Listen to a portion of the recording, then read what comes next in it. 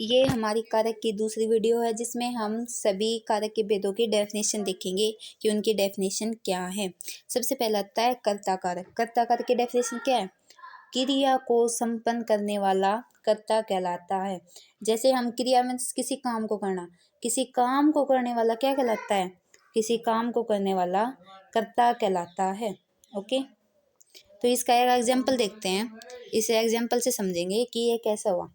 राम ने पुस्तक पढ़ी। यहाँ पर राम क्या है? राम है संज्ञा। अब पुस्तक क्या? पुस्तक दूसरी संज्ञा है। अब पढ़ी क्या है? पढ़ी उसका काम है। उसने क्या की है? क्रिया की है। ओके, राम ने क्या है? क्रिया की है। और इसमें विभक्ति क्या प्रयोग हुई है? इसमें विभक्ति ने प्रयोग हुई है। राम है वो करता है। क्यों? क्योंकि उसने कार्य को किया है। पढ़ने का कार्य राम ने कंप्लीट किया है, तो यहाँ पर कर्ता कौन हो गया? राम। तो इसमें क्या आ गया? क्रिया को संपन्न करने वाला कर्ता कारक कहलाता है। इससे अगला देखते हैं। इससे अगला आता है हमारा कर्म कारक। कर्म कारक में की डेफिनेशन क्या है? कर्म कारक की डेफिनेशन है जिस वस्तु का क्रिया का फल पड़ता है, जिस वस्तु पर क्रिया का फल पड़ता है और संज्ञा सर्वनाम के उस रूप को कर्म कारक कहते हैं। इसमें क्या किया गया है कि पिछले में तो हमने पढ़ा था क्रिया को करने वाला कर्ता कहलाता है, मतलब क्रिया को, किसी काम को कौन संपन्न कर रहा है, तो वो क्या है? कर्ता कारक। लेकिन कर्ता ने कुछ किया है जिसका उसे फल मिला है या असर पड़ा है, चेंजमेंट हुआ है, तो वो क्या है? वो है कर्म कारक। ओके, कर्म कारक की डेफिनेशन, विभक्ति क्या है? कर्म कारक की विभक्ति है को। कर्म कारक की क्या विभक्ति है? को। ओके, हम इसका एक एग्जाम्पल देखते हैं। एग्जाम्पल नॉर्मली हम देखते हैं कि रावण को मारा। रावण को मारा, किसने मारा? राम ने मारा। तो यह आ जाए राम ने मारा। राम ने मारा मतलब राम ने कार्य किया, तो वो कौन सा आएगा? कर्ता कारक। लेकिन यहाँ रावण को मारा, को मीन्स विभक्ति यूज हुई है, वो मारा मीन्स उसने क्रिया की है। अरे उससे क्या फर्क पड़ा है? उससे ये फर्क पड़ा है कि रावण की डेथ हो जाती है। तो इससे क्या फर्क पड़ा है कि रावण नहीं रहा।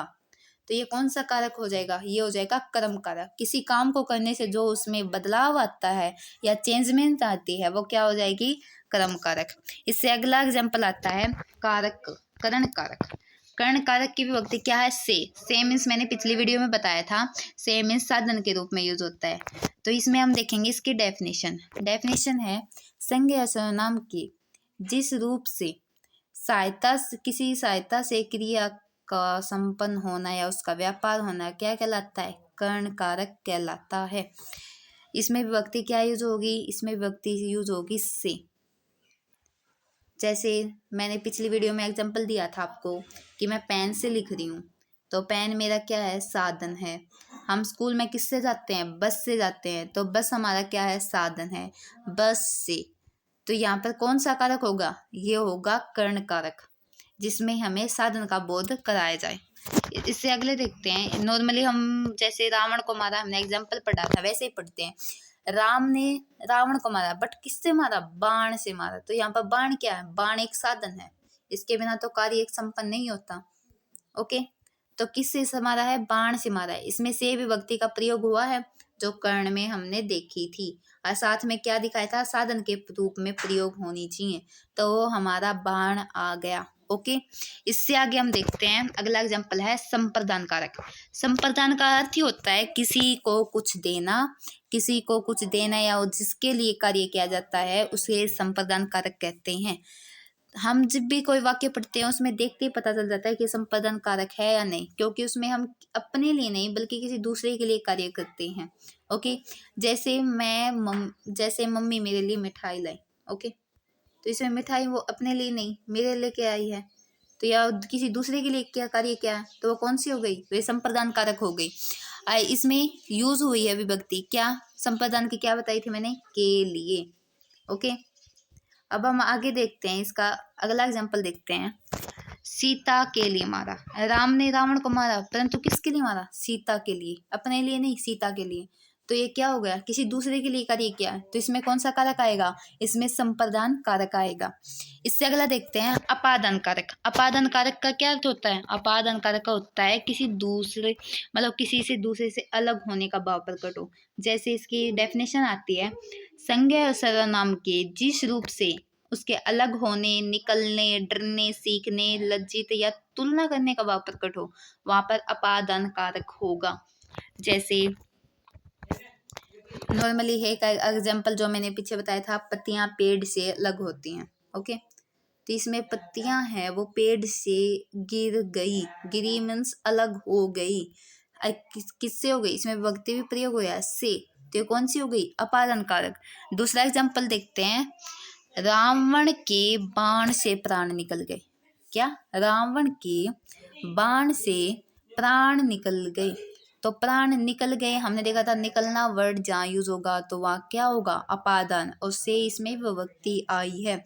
उसका रावण और उसके जीवन के जो आत्मा थी वो दोनों अलग अलग हो गई, तो ये कौन सा कारक होगा, ये हमारा अपादान कारक होगा। ओके, इससे अगला एग्जाम्पल देखते हैं हम। इससे एग्जाम्पल भी देखेंगे और डेफिनेशन भी देखेंगे। इससे आगे देखते हैं संबंध कारक। कौन सा आता है हमारा, संबंध कारक। संबंध कारक की डेफिनेशन क्या है, जिस कारक में दो वस्तुओं या संज्ञा के बीच परस्पर संबंध दिखाया जाए वह संबंध कारक होगा। इसकी विभक्तियां क्या है, का, के, की। का, के, की। इसका एग्जाम्पल देखते हैं हम। जैसे सीता राम की पत्नी है। इसमें क्या बताया गया है, सीता है वो राम की पत्नी है, ये दोनों संज्ञा है। संज्ञा के बीच में संबंध दिखाया गया है कि वो पत्नी है उसकी। इसमें क्या है, की विभक्ति का प्रयोग हुआ है, तो ये कौन सा हो गया, संबंध कारक।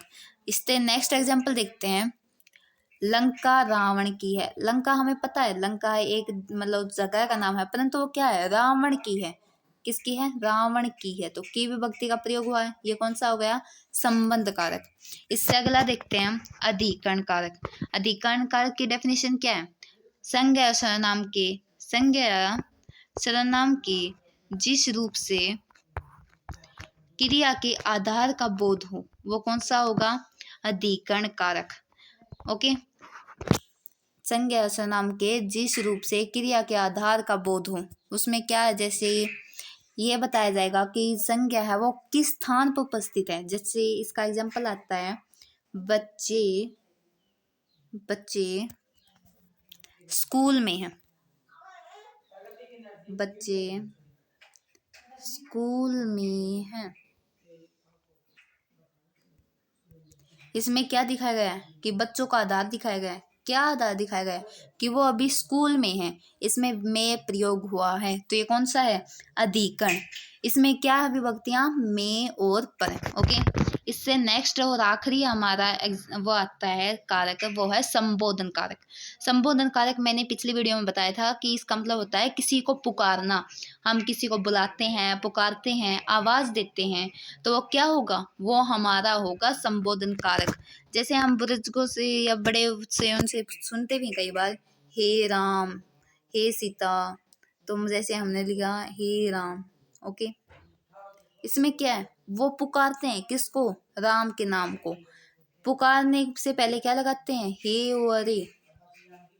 अरे, कई बार हम ऐसे बोलते हैं, अरे ये मत करो, अरे वो मत करो, तो ये सभी क्या है, उसमें हम देखते हैं कि हम किसी को आवाज लगाते हैं। ओके, किसी को पुकारना क्या हो जाता है, संबोधन कारक। आज हमने क्या पढ़ा, आज हमने कारक के 8 भेद पढ़े। कौन कौन से, कर्ता, कर्म, करण, संप्रदान, अपादान, संबंध, अधिकरण और संबोधन। हमने देखा कि इनकी डेफिनेशन क्या होती हैं, इनके एग्जाम्पल क्या होते हैं। आप सबको मैं बता दूं, अगर आपको जब तक कारक नहीं आएंगे तब तक आप समास में तत्पुरुष समास भी नहीं सीख सकते। इसलिए आपसे गुजारिश है कि आप इनकी विभक्तियां जरूर याद कर लें। इनकी विभक्तियों की मैंने पिछली एक नई अलग वीडियो बनाई हुई है, तो पहले उस वीडियो को देख के अच्छे से समझें और आगे डेफिनेशन याद करें। ओके, हम नेक्स्ट टॉपिक लाते हैं नेक्स्ट वीडियो में।